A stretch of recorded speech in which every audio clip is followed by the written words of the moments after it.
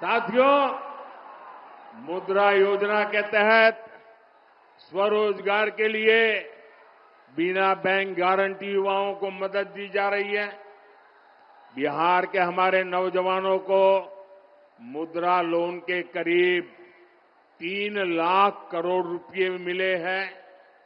लेकिन साथियों, हमारे इन प्रयासों के सामने एक बहुत बड़ी चुनौती खड़ी है और वो चुनौती है घुसपैठियों की। एनडीए सरकार पूरी मक्कमता से और पूरी ईमानदारी से जो घुसपैठिए हैं, एक एक की पहचान कर रही है और घुसपैठियों को देश से बाहर निकालने में जुटी है। लेकिन ये आरजेडी वाले, ये कांग्रेस वाले, ये लोग घुसपैठियों को बचाने में जुटे हैं। ये घुसपैठियों को बचाने के लिए भांति भांति के झूठ फैलाते हैं, गबगोले फेंकते रहते हैं, लोगों को गुमराह करने के लिए राजनीतिक यात्राएं निकालते हैं। साथियों, आप मुझे बताइए, आप मुझे जवाब देंगे? नौजवानों, आप मुझे जवाब देंगे? मैं पूछूं, आप मुझे बताइए, ये घुसपैठियों को बिहार से बाहर करना चाहिए कि नहीं करना चाहिए? घुसपैठियों को निकालना चाहिए कि नहीं निकालना चाहिए? जो जहां से आए वहां भेजना चाहिए कि नहीं भेजना चाहिए? साथियों, आरजेडी कांग्रेस को अगर गलती से भी जहां जहां उनको मौका मिला है, जब जब मौका मिला है, ये घुसपैठियों को पिछले दरवाजे से भारत का नागरिक बनाने में लगे रहे।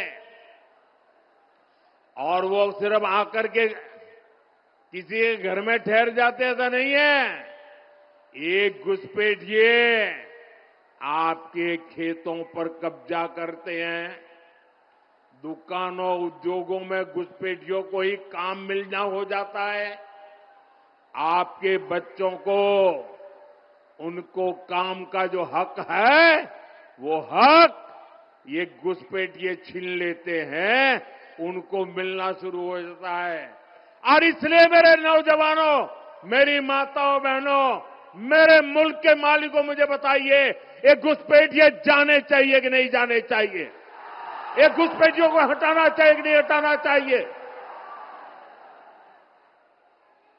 साथियों, घुसपैठियों का ठीक से हिसाब हो।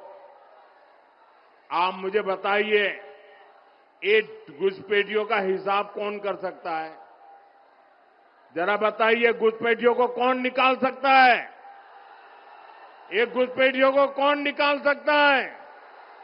ये घुसपैठियों को कौन निकाल सकता है? ये घुसपैठियों को कौन निकाल सकता है?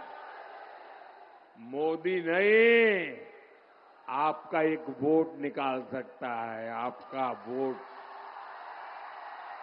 आपके वोट की ताकत है, वो घुसपैठियों को निकाल करके रहेगी। और इसके लिए एनडीए की डबल इंजन सरकार बहुत जरूरी है।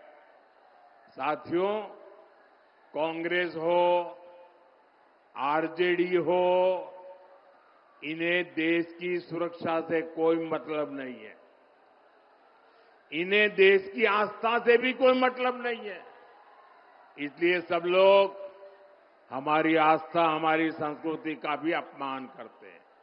आपने देखा, कांग्रेस के जो नामदार है, वो बिहार आकर छठी मैया की पूजा को ड्रामा बताते हैं, ड्रामा। क्या ये छठी मैया का अपमान है कि नहीं है? हमारी आस्था का अपमान है कि नहीं है? हमारी माताएं बहनें छठी मैया की आराधना में कितनी तपस्या करते हैं, तब करती है, पानी तक नहीं पीती। ये उसको नौटंकी कहते हैं। और आरजेडी वाले नामदार ऐसी जब आती है तो उनके मुंह पर ताला लग जाता है। यही नामदार उछल उछल करके टीवी वालों को बुला बुला करके जब महाकुंभ चल रहा था तो महाकुंभ के स्नान की मजाक उड़ाते थे। साथियों, ये राम मंदिर का विरोध करते थकते ही नहीं है। प्रभु राम पर इनका विश्वास नहीं है और ये कोई ढकी छुपी बात नहीं है, पूरा देश जानता है। इनकी आस्था नहीं थी तो ये प्राण प्रतिष्ठा में नहीं गए। आए दिन इस पवित्र परंपरा का भी मजाक उड़ाते रहते हैं।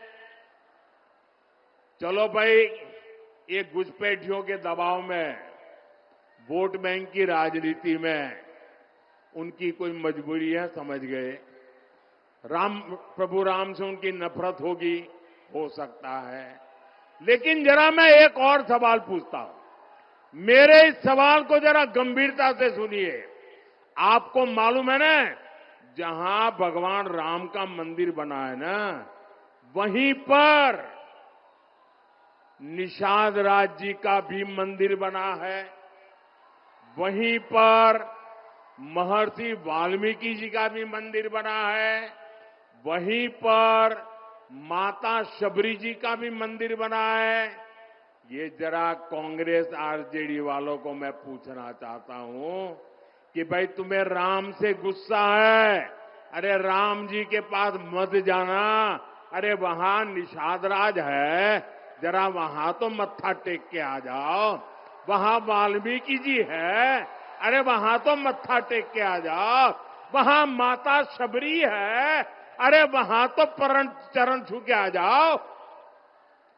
इनको निषाद राज से, महर्षि वाल्मीकि जी से, माता शबरी से भी ऐतराज है। इससे पता चलता है कि ये लोग दलितों, पिछड़ों से कितनी नफरत करते हैं।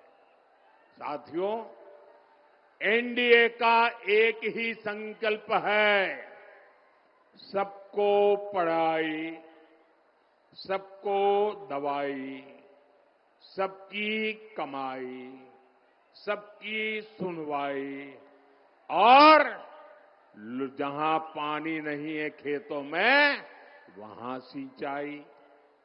एनडीए सरकार में इसी मंत्र पर चलते हुए हम कोसी और मेची नदी को जोड़ रहे हैं। हजारों करोड़ रुपए की योजना बनाई गई है। लक्ष्य यही है कि बाढ़ की चुनौती कम हो और किसानों को सिंचाई की सुविधा मिल सके। साथियों, यहां बहुत बड़ी मात्रा में दाल उगाई जाती है। हमारी सरकार ने दलहन किसानों के लिए बहुत बड़ी योजना बनाई है। इससे दलहन किसानों को बहुत लाभ होगा। अब तो आपकी सेवा में नया राष्ट्रीय मखाना बोर्ड भी है। ये मखाना की खेती को नई बुलंदी देने वाला है।